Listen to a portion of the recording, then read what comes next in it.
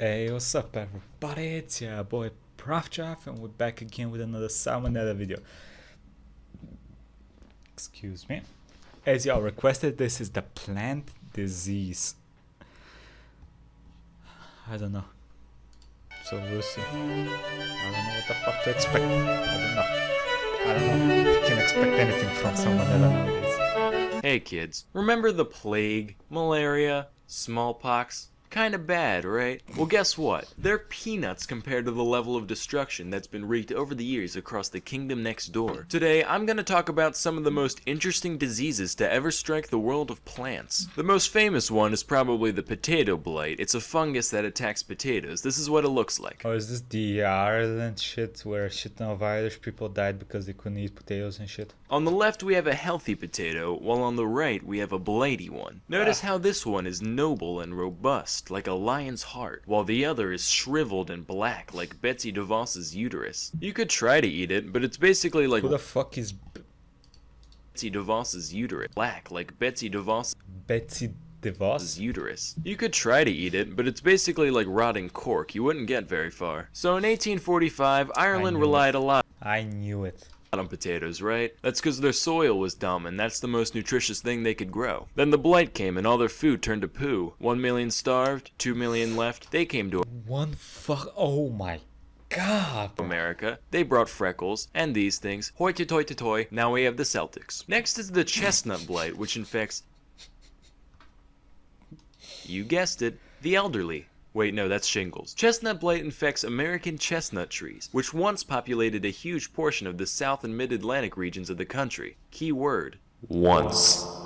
During the early 20th century, the blight arrived, which ended up killing around 4 billion trees over the course of a couple decades. Hey, remember that time 4 billion giant things died inexplicably? Me neither. Nobody does. Let me give some perspective on the situation. Those trees were huge, like 40 meters tall apiece. That means 160 million kilometers of tree was destroyed by this disease. That's long enough to get from the earth to the sun with 10 million kilometers to spare. Here's another. If we take the volume of all these trees, we get 126 billion cubic meters. If we burn that much wood, we get 861 quadrillion joules of energy. That's the amount released by the bomb dropped on Hiroshima, times 10,000. So yeah, kind of a big deal. But who cares, right? Why worry about 4 billion dumb smelly old Why do I not know about that? I mean, that really does seem like a fucking big deal.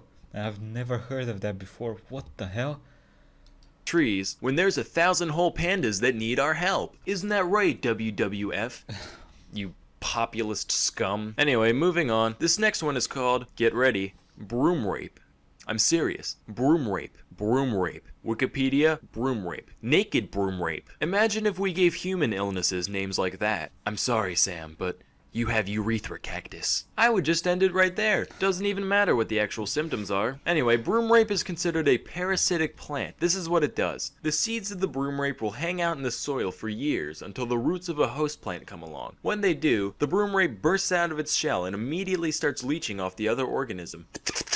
Eventually, once they grow enough, they'll breach the surface with these little flowers. Notice, no leaves, no green. Who needs chlorophyll when you're a filthy freeloader, right? These flowers get fertilized and the whole thing starts over. Just one of these guys isn't a big deal to the host. But once you get enough, they have the potential to suck an entire farm dry, causing sweeping crop failure. Pun definitely intended. Next is this one. There's a few different ways you can pronounce it depending on your social standing, ranging from ergit to elgo. Being the disheveled pauper I am, I prefer ergot. Rolls off the tongue, you know. Ergot is a fungus that mainly infects grains like wheat, barley, and especially rye. And it's capable of producing a whole soup. They all look the same. Google image. What the hell do you want from me?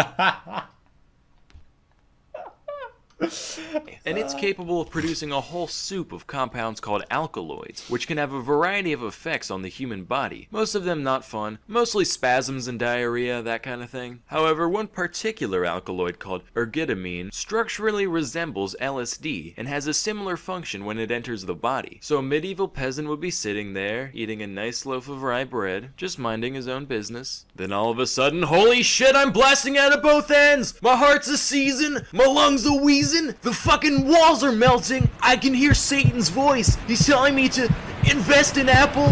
What does that mean? Why does he want me to buy apples? This would go on for like a day. Sometimes their fingers and toes would fall off, but then they'd be alright.